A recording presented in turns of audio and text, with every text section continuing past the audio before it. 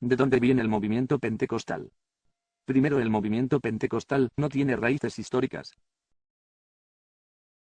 Por más que un historiador pentecostal quiera, no puede hallar nada parecido al moderno movimiento pentecostal en toda la historia de la Iglesia, hasta 1830. Muchos quieren usar el movimiento de los montanistas durante el segundo siglo como un respaldo histórico por el pentecostalismo.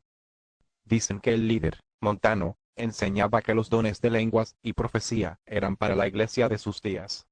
Aunque es cierto que por su énfasis en la persona y la obra del Espíritu Santo, Montano tenía lo que se podría llamar tendencias pentecostales, enseñaba que el Espíritu todavía estaba dando nuevas revelaciones y el don de lenguas estaba siempre en manifestación, decir que él y su movimiento forman una base histórica para lo que está sucediendo hoy en día no es una representación honesta de los hechos.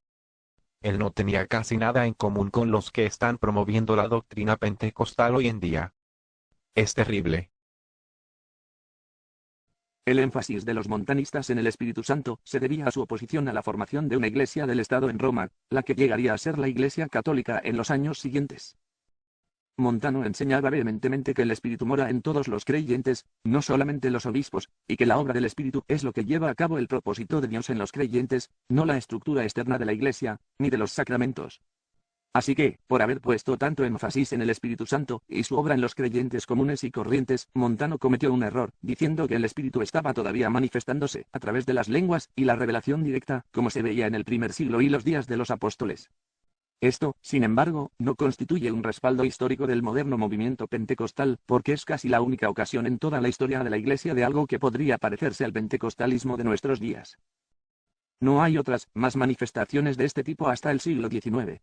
Lo que hay que entender de todo esto es que las manifestaciones esporádicas, la más grande de las cuales era la de los montanistas, no constituyen un movimiento.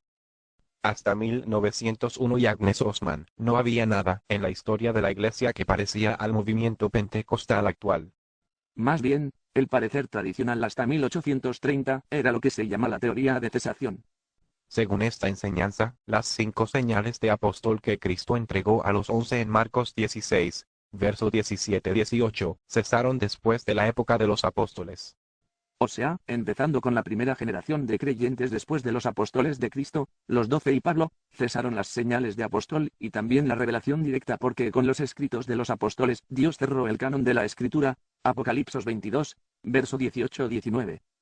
Aún el famoso Agustín de Hipona dijo, ¿por qué? Se pregunta, ¿no se manifiestan milagros, señales milagrosas, hoy en día como sucedía en otros tiempos? Yo podría responder que eran necesarios entonces, antes de que el mundo llegara a creer, para poder ganar la creencia del mundo. Esta posición se basa en pasajes como Hechos 2.22. Luego, en los tiempos de la Reforma, la teoría de cesación seguía siendo la posición tradicional. Martín Lutero dijo, Pablo testifica, 1 Cor. 14.22, las lenguas son por señal, no a los creyentes, sino a los incrédulos. Pero después, cuando la Iglesia ya se confirmó por estas señales, no fue necesario que esta manifestación visible del Espíritu Santo continuara. Durante toda la historia de la Iglesia, desde el segundo siglo hasta el siglo XIX, no se puede hallar nada parecido al moderno movimiento pentecostal. Sin embargo, en 1830 todo esto cambió.